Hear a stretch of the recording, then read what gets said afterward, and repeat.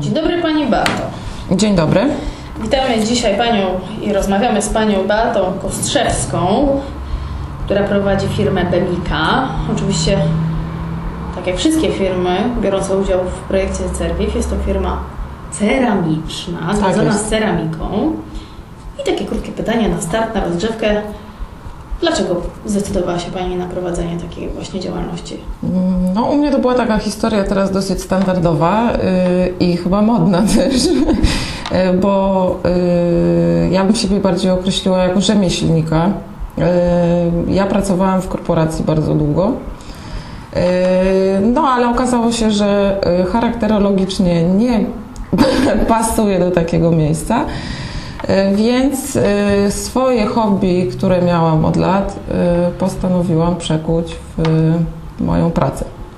Jasne. I tak to się stało.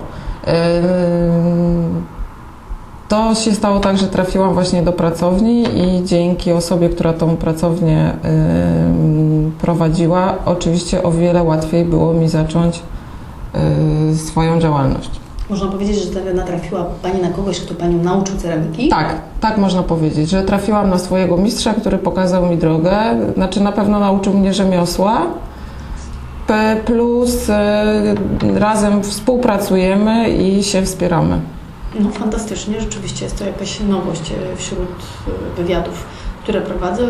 Taką odpowiedź słyszę po raz pierwszy. A proszę mi powiedzieć, czy pomimo tego, że miała Pani swojego mistrza, tak, czyli był ktoś, kto pomagał Pani w tych trudnych chwilach, to mimo wszystko napotykała Pani na jakieś właśnie trudne rzeczy? No tak, w moim przypadku to było rzeczywiście, cała ta droga była łatwiejsza, dlatego że miałam taką właśnie osobę wspierającą i pomagającą. Cała wiedza dotycząca materiału czy produkcji no była mi niejako przekazana, także tu było łatwiej, natomiast problem, na który się napotkałam, to była właśnie dostępność materiału. Tutaj konkretnie mówię o dostępności jednego szkliwa, w które zaopatrywałam się przez dłuższy czas i nie było z tym problemu żadnego. I po prostu nagle z dnia na dzień okazało się, że dane szkliwo zostało wycofane z produkcji i nie można go znaleźć na rynku polskim. No i teraz sprawa, tak jak sobie poradziłam, no to tak jak każdy w internecie zaczęłam szukać tej dostępności, ponieważ już nie było produkowane, więc na różnych stronach zagranicznych jakieś tam resztki znajdowałam, ale po złożeniu zapytania okazywało się, że też już tego szkliwa nie ma. A tylko nadmienię, że akurat to szkliwo było mi no jakby niezbędne, bo rzeczy moje z tym akurat szkliwem się bardzo dobrze sprzedawały i stanowiły główną sprzedaż i rzeczywiście oryginalne było to szkliwo. No i udało się znaleźć szkliwo we Włoszech, ostatnie 10 kg na rynku europejskim, także to jest jakby sprawa rozwiązana na jakiś czas. Natomiast co będzie po zużyciu 10 kg? Teraz tak pomyślałam, że może trzeba będzie się zgłosić do osoby, która sama produkuje szkliwa i która na przykład nam wtedy pomoże, tak? Bo przecież i w Polsce są osoby, które same szkliwa dla siebie robią. Czyli można powiedzieć, że mamy problem, który został rozwiązany, a jednocześnie pojawi się ten rozwiązany tymczasowo. Tak jest, to jest rozwiązanie tymczasowe. Tak, to prawda. Ale już mam pomysł, może jak dalej sobie z tym radzić. Jasne. Więc... A proszę powiedzieć, jak długo Pani jak gdyby zajmuje się tą ceramiką? To znaczy ja firmę założyłam całkiem niedawno, bo to jest 1,5 roku. Natomiast no, hobbystycznie ceramiką zaczęłam się zajmować kilka lat temu. Rozumiem.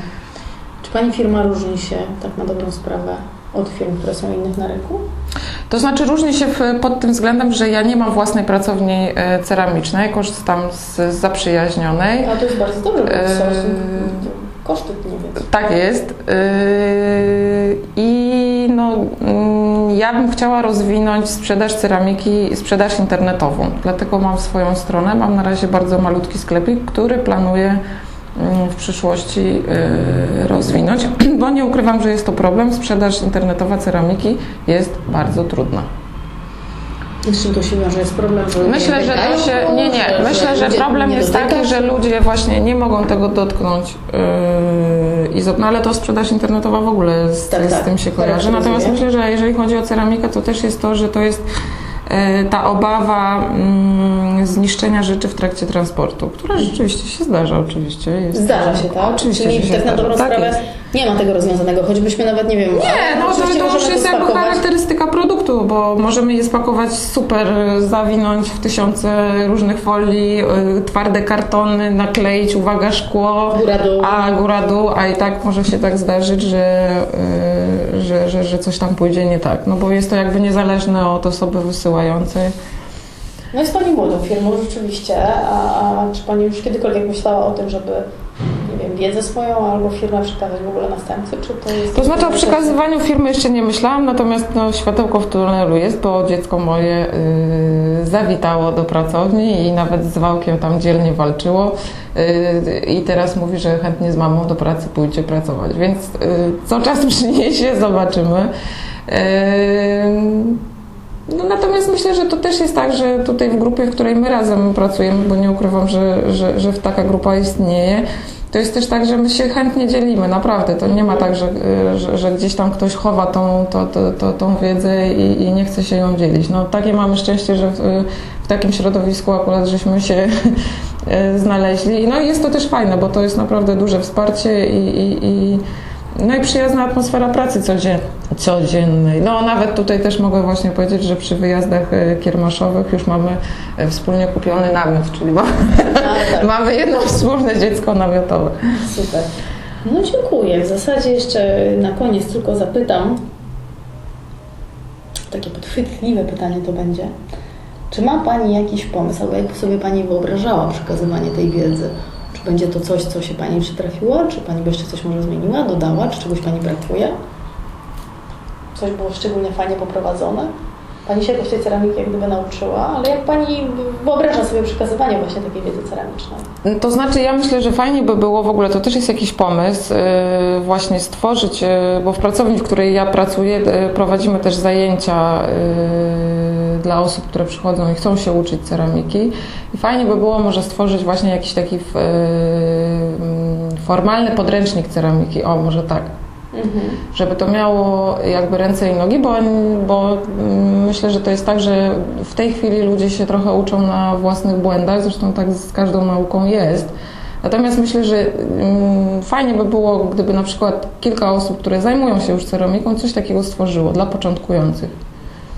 Super, dziękuję zatem bardzo. Mam nadzieję, że po zakończeniu projektu CerViv taki też podręcznik uczenia się ceramiki, tak to nazwijmy, powstanie, będzie ogólno dla Państwa dostępne. Jeszcze raz dziękuję Pani Bacie Kostrzewskiej z Berwiki. Sukcesu życzę. Dziękuję. Do widzenia. Do widzenia.